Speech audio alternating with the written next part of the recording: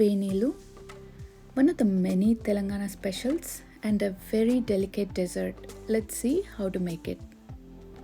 Here, I have 1 cup of Maida or all-purpose flour, some soaked Sooji or Upma Rava, some rice flour, 2 tablespoons of butter, some plain powdered sugar and some cinnamon sugar and some water. I've added 2 teaspoons of soaked Sooji to the flour and some water, and I'm going to mix this to a consistency slightly softer than chapati dough. Takes about 2 to 3 minutes. Knead until it's smooth and can be formed into a ball. Cover it and set it aside. To the butter, I'm going to add some rice flour, about 2 teaspoons, and mix it well. The rice flour keeps the layers from sticking together, and it's all going to fall off into the oil while deep frying.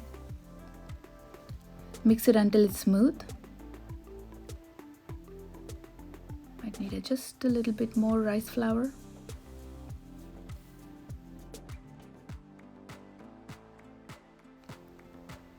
That looks good. I'm going to set this aside, and I'm going to divide the dough into 3 equal parts and make smooth balls and roll it out into a rectangular shape until it's even throughout and very thin, thinner than a puri. If needed, use more rice flour to help the dough from sticking to the rolling pin or the surface.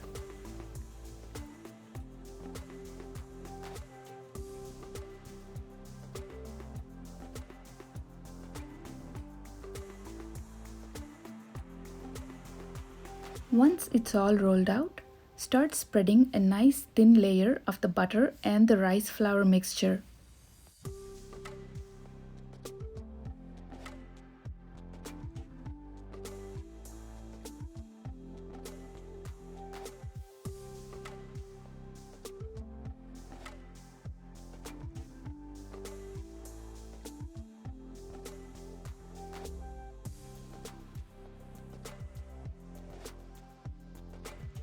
That should be good enough. Now I'm going to roll the pizza cutter in the rice flour, just like that, and cut thin strips off of the dough. These should be less than an inch wide or the layer won't turn out good on the Penilu. Now roll these thin strips tightly and place it vertically on your palm and gently press on top to flatten it a bit. Now coat this with rice flour on both sides and set it aside on a tray and cover it until the rest of the strips are rolled up. Let's see how to flatten them again.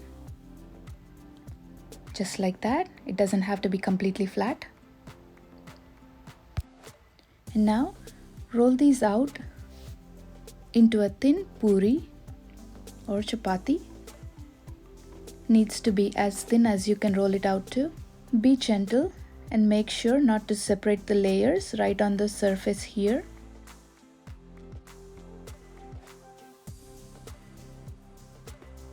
Now I'll deep fry this in hot oil. Be very careful when dropping it into the oil. Gently tap on the top to loosen and help those layers rise.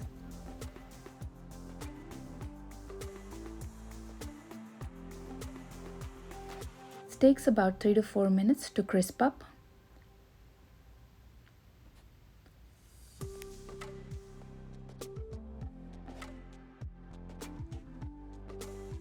That looks ready to come out of the oil. I'll set this aside to let all the oil drain out and finish up frying the rest of these. I've let these cool completely. Now we'll coat some of these with plain sugar powder and some with cinnamon sugar powder. Cinnamon sugar is just a twist on the traditional recipe. I'll coat them on the back side as well. Let that sugar get in those layers. That looks good. These are so delicate that they need to be stored carefully or they'll easily break and fall apart. Look at that. So crispy and they just melt in the mouth. Hope you get to try this recipe, and please let me know how yours turned out in the comments below. Thank you so much for watching.